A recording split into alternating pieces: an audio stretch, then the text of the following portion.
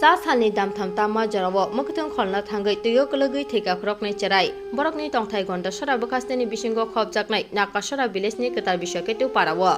कक्टमानि बिसिंतै सय मानखा 4 सालनि दामथाम तामा जराव शान्तिमाला चाकमा अमर बिसिचि नै सीमा चाकमा अमर स्नि